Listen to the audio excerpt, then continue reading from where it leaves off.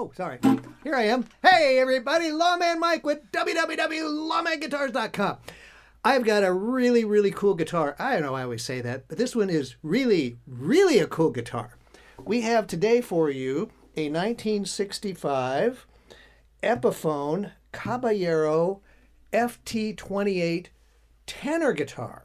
Now, the Caballero, they also made a full-size Caballero, which is actually more of a concert-size guitar. There's actually two sizes of the Caballero, which I didn't know until I got this tenor. So they call this one the Caballero also. And I thought that was very cool. And it was made in the Gibson factory along with all the Gibsons in Kalamazoo, Michigan. So it's very, very cool. It's very, very high quality. And it sounds absolutely fantastic. And it really hasn't been used that much. The back is gorgeous, mahogany. It's got some flame in this neck, which looks like it's maple would be my guess. Yeah, it might be a mahogany neck. I'm not sure, but it's got some nice finish crazing in it. And then the top is finish crazed like crazy. It's got this beautiful finish crazing in it. And it's just, gosh, it just sounds so, so nice. It's got the blue label inside of it. Union made, how about that? And made in Kalamazoo, Michigan, which I was just at not too long ago. I play golf there every year, that's right. So I know Kalamazoo very well. But it's got the bikini. They call this the Bikini E. I'm not sure why they call it that, but that's the bikini. I kind of see why that would be a Bikini E. I just figured that out. All right, enough about the bikini, all right? But it's got the Bikini E on the pickguard, okay? Everything else is original. It's got the original buttons, the string things that go in there, and it's got the original bridge. It's got the original saddle. It's got the original nut. It's got original frets, which are in immaculate shape. Original truss rod cover. The headstock is beautiful. Look at this nice, cool. It's like the tall one, only it's short. So it's really cool. It's got a 22 3/4 inch scale neck, and this nut is only 1.5 inch wide, which is really wild because I was just playing a classical guitar that was 2 1/8 inch wide. My fingers are going rah, rah. So it plays wonderfully. Jeff the tech didn't really have to do too much to it. We did put some new strings on it. And I just put some standard light gauge strings on it. And we have this tuned Chicago style, which is like the top 4 strings of a regular guitar, D, G, B, E. Now, of course, these can be tuned like the mandolins, C, G, D, A. It can be tuned also like G, D, A, E. I mean, you can tune it any which way you want.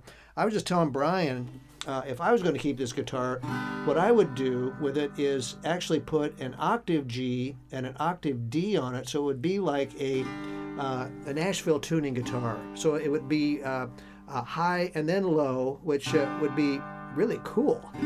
Be a really, really cool sound, I think. So you could do just all kinds of different things. And if you've never paid any attention to tenor guitars, just Google them or go to YouTube.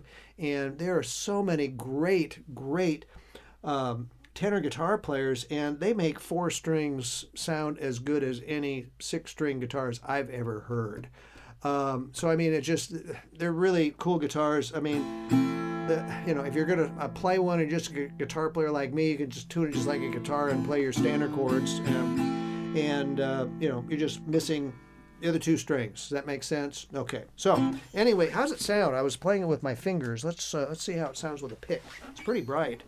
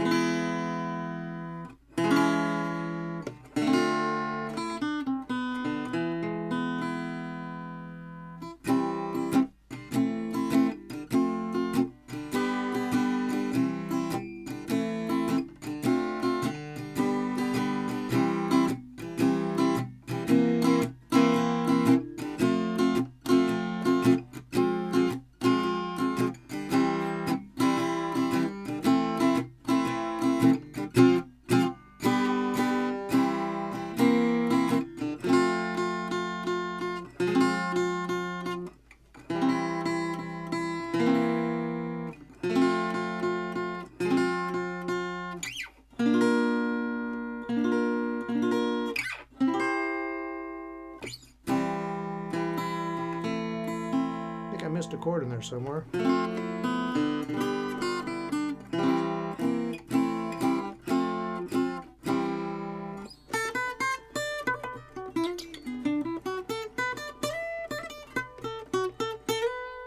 It's not hard to play up in these upper frets. The action is just great on this little guitar.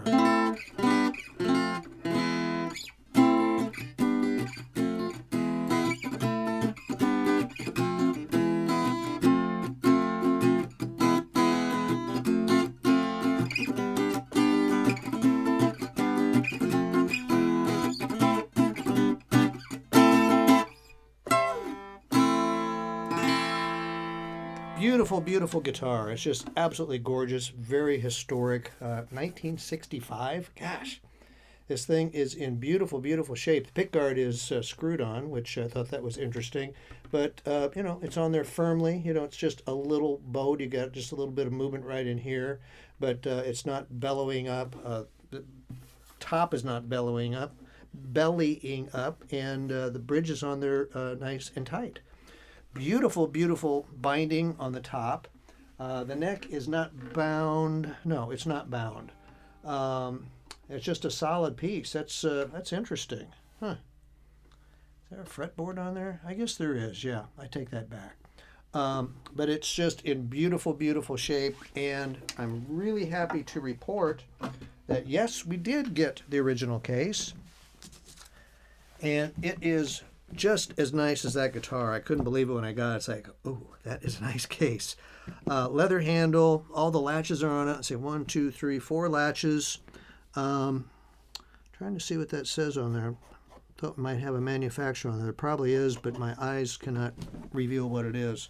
But you open it up, and it's got the red interior, which you want to see on a Kalamazoo made instrument. Probably a Gibson tenor would fit in here also. And what I was noticing is it's sized in the body for the Caballero, which it's a little bit short. The neck is. I think the body is about the same on the regular Caballero, only the neck would be longer. So I think this might be a dual case for the long neck and the regular neck. Accessory box is still here. It's just a beautiful, beautiful, beautiful case from 1965. It's just hard to believe that they kept this case so nice. So hey, if you've been looking for a tenor guitar, you might not even have thought of having a tenor guitar. But you know, if you've got a 12-string and an acoustic and a classical, maybe you have a tenor. I mean, you know, it's a very different instrument. It sounds differently when you're only playing 4 strings. Even though it's tuned the same, you could leave it tuned exactly the same, but it just sounds different because you're only strumming 4 strings. Think about Keith Richards that took his E string off. His guitar sounds different with 5 strings, I'm telling you. So yeah, it's a totally different sound in a guitar. And Bobby used to play one on the Mouseketeers. Did you know that? That's how I knew about, yeah, I'm that old. You're probably saying, Mouseketeers, who's that? The Mickey Mouse Club. Yeah, Bobby played the guitar. Look it up. I'm sure it's on YouTube somewhere. But anyway, tenors have been around a long time, obviously as long as 1965, because that's what that one is. So enough about that. Hey, while you're here in my YouTube channel, I hope you enjoyed this video enough to hit that subscribe button, because I'll have more for you to enjoy. This is the second one today. I've got 3 more to do, and next month I'll have 5 more to do for you, and the next month I'll have 5 more to do for you. So when you hit that subscribe button, you don't have to look for me every month. I just tell you, hey, I got 5 more guitars. Why don't you take a look at them? If you like vintage guitars, you ought to be a subscriber. Also, you could go to my Facebook pages, or you can go to Instagram and hit like on those, and I post everything on those when I list them. So if you've been looking for a particular guitar, I tell everybody, I'll never remember that you want such and such guitar. Like my pages, and when it pops up, then you'll know I have one, okay? So, hey, Google me. You can go to our Reverb page. You can go to www.lawmanguitars.com. I'm all over the internet. It's hard to lose me, okay? Just remember Lawman Guitars, and I hope to see you again next month. Thank you so much for watching my demo.